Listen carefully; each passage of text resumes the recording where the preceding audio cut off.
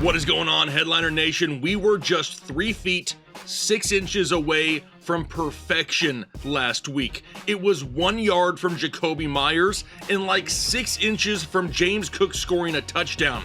Had those two things happen, we would have been a perfect 9 out of 9 in this show. However, we ended 7 out of 9, which is not bad, and after this past week, we've now hit 67 of our last 93 picks. That's 72% on our player pickems over the last 11 shows here on Fridays. Now, like usual in this show, I'm going to be talking about 6 different players. You can then take 3 of any of these plays, include them together in a player pick'em ticket on Underdog, and have a chance of at least doubling your money. So before we dive into the players here in today's show, I have to be sure that you're all signed up on Underdog and ready to go so you can follow along with us. Just head over to Underdog Fantasy or download the app, create a new account using the referral code Headliners when you do so. Then you just need to make your minimum deposit and you're set. You'll be ready and signed up for a weekend full of promos for you to capitalize on. Plus, if you sign up with our promo code and play just $5, they're going to put $75 in bonus funds directly into your account. Play 5, get 75. It's an absolute no-brainer. But all right, enough of that. Let's go ahead and dive into the players we're taking a look at here in week 15.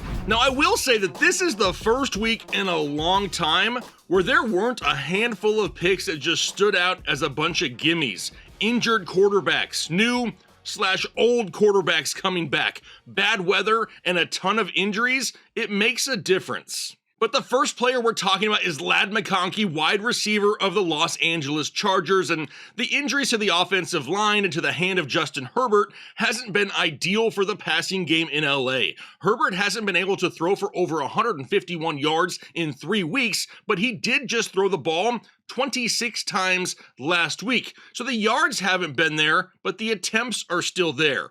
27 pass attempts means the likelihood of 26 targets going to pass catchers. But now, this week he gets a matchup going against Kansas City. The Kansas City run defense is playing really well right now. This game is also forecasted to be in the teens at kickoff. But cold. If Herbert has minimal time in the pocket due to the offensive line that can't block long enough for wide receivers to get open down the field in freezing cold temperatures, it sounds like the short passing game will need to be utilized. Well, in 2 career games against Kansas City, Ladd has seen 16 targets total. And week after week, wide receivers are racking up targets against Kansas City because it's so tough to run against them. So let's head over to Underdog and try to take advantage of this. If you pull up McConkey, you're going to see his current target total is set to 5.5 targets. Now, he has hit that total in 10 of his 13 games, so it's possible for sure, but he's been right on that line here the last couple weeks. So let's better our odds here and take that 5.5 total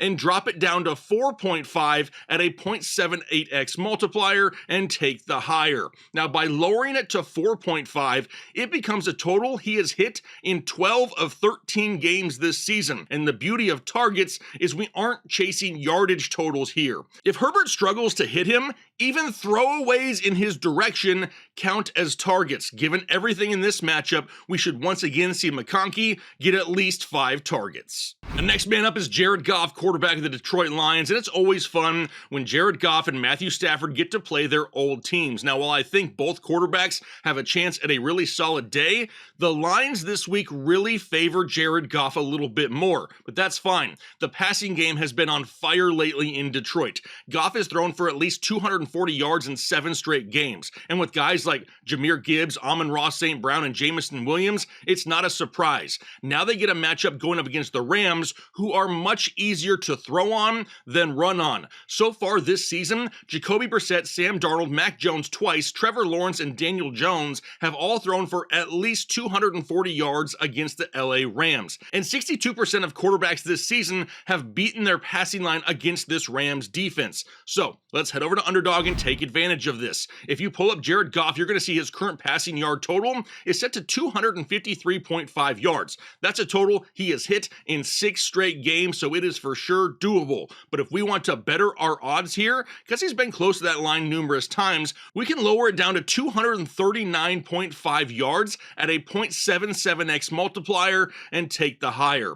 Now that becomes a total he has hit in 8 of his last 10 games, and over that span, he's averaging 257 yards per game. Now this game is currently projected to be one of the highest scoring games of the week by Vegas, and it is awesome that weather will not be an issue. I expect Jared Goff to go back to LA and try to put up a ton of offense against his old Rams team. After him is Dalton Schultz, tight end of the Houston Texans, and a lot of people have fallen off the bandwagon of Dalton Schultz after the last 3 weeks, and I get it. In 2 of his last 3 games, he's had a total of 8 yards and 22 yards, but matchups matter here. In those 2 games where he struggled, he played against Kansas City and Buffalo, and they are 2 of the best defenses in the NFL against the tight end position. Heck, no team in the NFL takes away more tight ends than the Buffalo Bills. If we take away those 2 tough matchups though, Schultz has had at least 6 receptions and 50 yards in 4 straight games, which takes us to the matchup this week against Arizona. Tight ends have a 70% hit rate against an Arizona defense, and 9 tight ends this season have had at least 4 receptions against the Cards. So now we're heading over to Underdog to take advantage of it. If you pull up Dalton Schultz, you'll see his current receiving total is set at 3.5. That is a total he has hit in 8 of his last 11 games. Now we can't drop this line any lower since it's already discounted, but we do get it at a 0.85x multiplier, so we can take the higher. Given the matchup against Arizona, no weather to worry about, and a line he has hit with regularity, Schultz has a great chance at 4 receptions in week 15. How about JSN, Jackson Smith, and Jigba of the Seattle Seahawks, and why not try to capitalize on the leading receiver in the NFL? JSN is already over 1,400 yards on the year, and he's averaging a whopping 109 yards per game. Now this week, he gets a matchup at home against the Indianapolis Colts, who will be without multiple members of their secondary. What's great about JSN though, is he is a weekly big play receiver. He has had a catch of at least 26 yards or more in all but 1 game this season. He's had 9+ targets in 7 of his last 10, and he's had 7+ catches in 9 of his 13 games this year. So yeah, we're going to head over to Underdog and take advantage of this one as well. If you pull up JSN, you're going to see his current receiving yard total is set to 96.5 yards. He's hit that total in 62% of his games this year, so he can for sure do it again. But let's better our chances and drop it down to 79.5 yards at a 0.72x multiplier and take the higher. Now, by dropping it down to 79.5 yards, it becomes a total he has hit in 85% of his games, and one of the games in which he missed, he had 79 yards.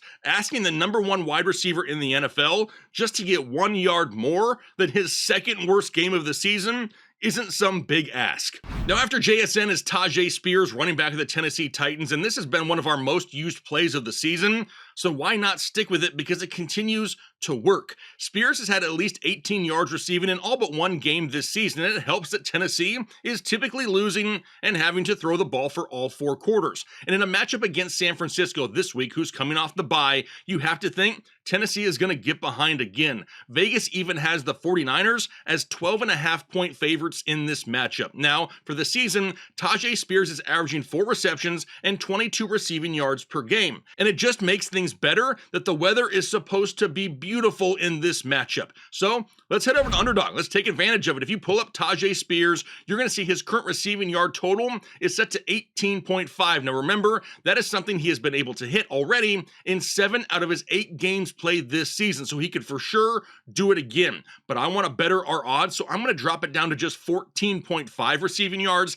at a 0.72x multiplier and take the higher. By dropping it down to 14.5, it becomes a total he has still hit in 7 out of 8 games this season, but now a total that he has cleared a little easier. His role is established, and we've seen consistency for multiple weeks with this pick. Shouldn't be tough for him to surpass this total once again in week 15. Now lastly is Ty Johnson, running back of the Buffalo Bills, and for the last 6 weeks, we've seen Johnson be a little bit more involved in this offense. He isn't scoring a lot of touchdowns or racking up a ton of yards though. However, at times, he's been an outlet for Josh Allen. Johnson has had at least 2 targets and at least 2 receptions in 6 straight games, and he gets more targets in the passing game than carries in the running game, which brings us to the matchup this week against New England. We know it's going to be butt cold in this matchup again. The forecast is showing temps in the 20s and a chance of snow, but we also know that New England is one of the best run defenses in the NFL.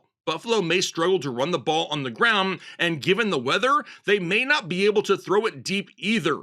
That's when teams utilize the short passing game to keep the ball moving. Insert Ty Johnson. So let's head over to Underdog and take advantage of this one as well. If you pull up Ty Johnson, you'll see his current reception total is set to 1.5 receptions, and that's the total that he's hit in 6 straight games. Now, typically, I would like to drop the line down to better our odds, but we do not have that option here because it's already so low. So being that it's at a 0.81x multiplier, we're still going to take the higher. Now, in a game that will either be an offensive shootout or limited by the weather, Ty Johnson should have some sort of role in this matchup. He may not be the safest option in this show, but with his payout as high as it is, it's worth the risk in week 15. But all right, there you have 6 picks for week 15 of the NFL season. Any combination of these picks will give you a chance at least doubling your money as long as you select at least 3 of these plays. Now, like I normally do, I want to have a little bit of fun and try to hit a touchdown ticket. Typically, we try to play it a little bit safer because we're really trying to hit this one. But you know what? It's almost Christmas time.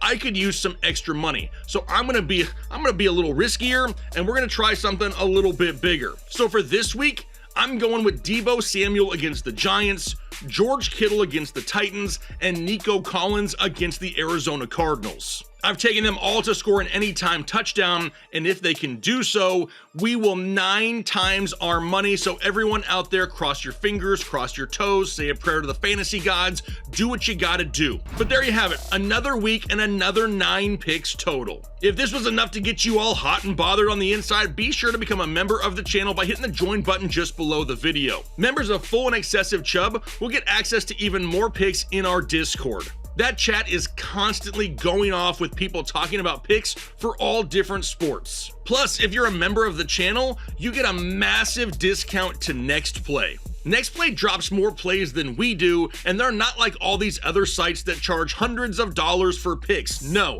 we'll get you into NextPlay for less than a fast food meal a month. They have super high hit rates and plays for all the different books and sites. Now, links to everything are down below in the description, so be sure to check it out. Now, I wish you all nothing but the best here in week 15. Hopefully you all have a great weekend, and we can all find a lot of green screens this week.